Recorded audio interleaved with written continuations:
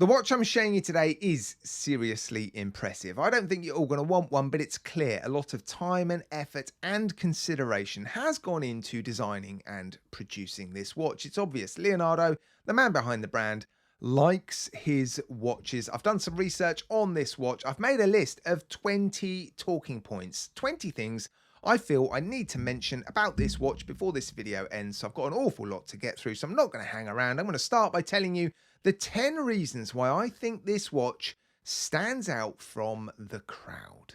The first unique selling point is a fairly obvious one, I think. It is the materials used on this watch. You've got some Meteorite dial options with a couple of pieces of Meteorite in that complication at the 6 o'clock, but you've also got an Aventurine dial option. But did you know the custom rotor in the case back is made of brass and tungsten? Tungsten's quite heavy. That's probably why they've used tungsten. In fact, my wedding ring is made of tungsten. And yeah, I bought it because, well, it was £12 from Amazon. But that's not why I bought it. I bought it because I love the colour, but also tungsten, incredibly hard. Not a scratch on it, not out of shape at all.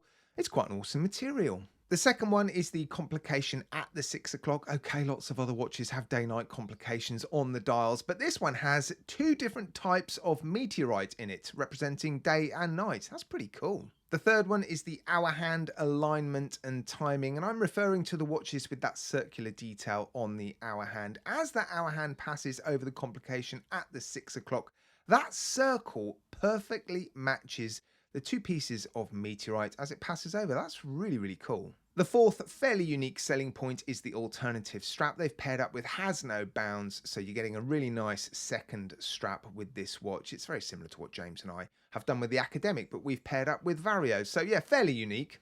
We've done it and they've done it. It's got a custom rotor and a really cool one as well. So that's going above and beyond, I think. And I've already mentioned it's made of brass and tungsten. I think that's fairly unusual.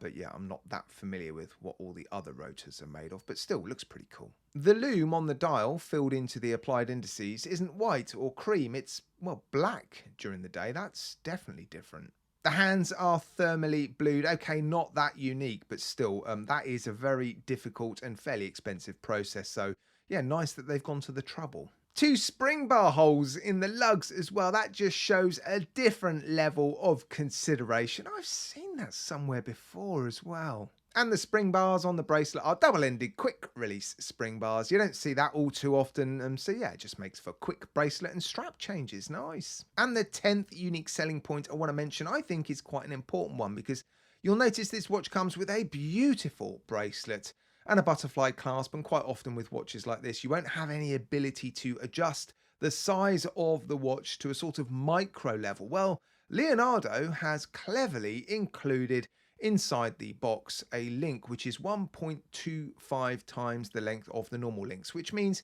you will have that ability to adjust the length of the bracelet basically to a sort of macro or micro level, which means everybody should be able to find a very comfortable fit with this watch. I do have an 11th unique selling point. It's the packaging. It's made of recycled plastic bottles. Nice work, Leonardo. I really, really am impressed by that.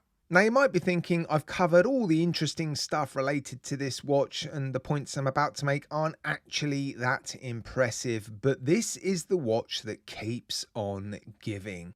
Sapphire crystal AR coating at the front, which I think you would expect given the price of this watch, currently discounted from $699 US to $609, but you get another piece of sapphire crystal in the case back, so sapphire sandwich. A capped seconds hand on the dial. I love capped seconds hands. I think it just finishes off the look of a watch really, really nicely. Yeah, tidies up that sort of center area on the dial. It looks beautiful, and I like this one. They've done it very, very nicely. Beautiful bracelet as well. This will have been specifically designed for this watch. The end links match the case perfectly, fit very nicely. Female end links, beautifully brushed H links, high polished rectangular center links, beautifully contoured as well. The finishing on this watch is very, very nice. You'll see in the macro shots the transitions between the brushing and the polishing Really, really good. And of course, because this watch comes with this butterfly clasp, you get a fantastic continuation of this bracelet all the way around your wrist. So yeah, very impressive. I haven't even covered the movement yet. 9000 series Miyota 9132. I've put mine on the time grapher, running fantastically well. Yeah, perfect accuracy, great beat error and amplitude on the time grapher anyway. Very, very nice. Something else I like, which perhaps could have made it onto my list of unique selling points, is the fact that this watch is individually numbered. The number is on a plaque, but they haven't put the plaque on the side of the case, which I'm really pleased about. That would have ruined the look of this watch. They've hidden it rather discreetly underneath the end link. Of course, if you wear this watch on an alternative strap, you'll see it, but yeah, I like that. Really, really smart. What else is there to tell you about this watch? 316L stainless steel, solid end links, solid links, screw pins, 50 meters of water resistance, screw down case back, pull push crown. There is a ghost position on this crown because this movement is designed to have a date complication and obviously no date on the dial. So first position does nothing, and then second position adjusts the hands, and obviously that complication at the 6 o'clock. So yeah, a little bit of a shame that there's a ghost position there. Also, Miyota movements renowned for spinning and noisy rotors. I don't tend to notice them too much. Some people don't like it. It's a fairly minor thing again, but worth mentioning, I think. And while I'm mentioning the weaknesses, the only other one I can think of is the thickness of the case, a touch over 13 millimeters thick. I wouldn't call this a dress watch. It's a sort of sports watch to some degree.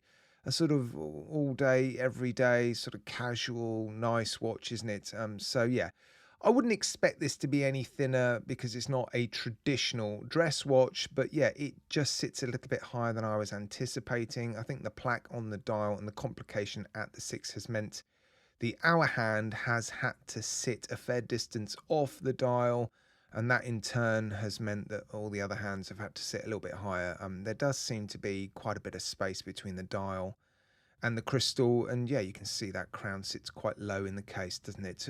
But a fairly minor complaint. Yeah, not too much wrong with it, is there really? Now I've zoomed in so we can have a good look at the dial and the steel finishing, and yeah, I've taken some nice macro shots, and I have to say I am very, very impressed. The dial is very nice. Lots of detail on that dial with that meteorite surface. And of course, each one will be individual. Yeah, no two watches will be the same whenever they have meteorite dials or surfaces in them. Yeah, makes them unique, which is pretty cool. And there are some really glittery streaks of, well, I don't know what material it would be. But yeah, just some really nice shiny bits in this dial, which look really, really cool. Selten on a plaque under the 12. Obviously, you've got that complication above the 6. Really cool hands as well. Really interesting minute track around the outside of the dial. There's just a lot going on. It looks pretty cool, doesn't it? And the finishing of the steel looks nice as well. I've zoomed in, taken some nice macro shots. Yeah, the transitions between the two types of finishing is very, very good. And yeah, the brushing is nicely done. The polishing is beautifully crisp and smooth, although I do have a confession to make.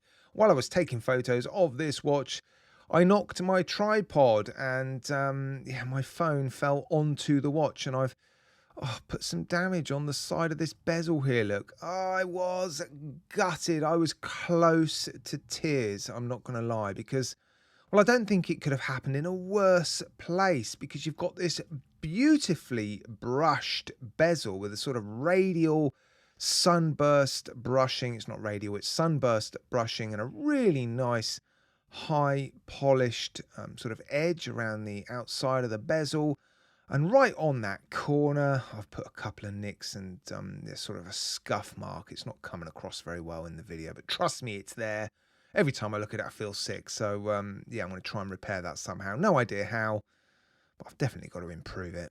And while we're zoomed in, I think we should have a good look at the case back. It's got sort of mottled, matte finished, sort of bead blasted finish to the steel, which is a bit different. And quite appropriately, it says not a stereotype, a rare kind. And I have to agree, those are good statements for this watch, because it is definitely something a little bit different. It might not be everybody's cup of tea.